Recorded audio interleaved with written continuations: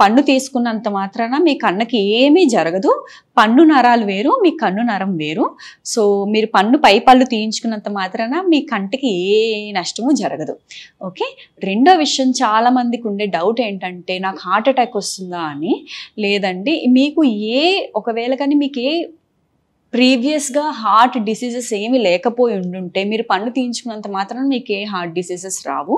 Okay. మీకు ఒకవేళ infective endocarditis అనే ఒక ఆల్రెడీ ఉండే ఒక డిసీజ్ ఉన్నా, లేదు మీరు ఆల్రెడీ కొన్ని బ్లీడింగ్ డిజార్డర్స్ ఉన్నా, లేదు మీరు ఆస్పిరిన్ లాంటి కొన్ని మెడికేషన్స్ మీద ఉన్నా, లేదా మీరు క్యాన్సర్స్ థెరపీస్ తీసుకున్నా, ఇమీడియట్గా మీరు ఎక్స్ట్రాక్షన్కి వెళ్ళాలి అనుకుంటే ఎవరైతే డెంటల్ సర్జరీ పర్ఫామ్ చేస్తున్నారో వాళ్ళకి ఇన్ఫార్మ్ చేయాలి మీరు ఖచ్చితంగా ఏ మెడికేషన్స్ మీద ఉన్నారు అనేది.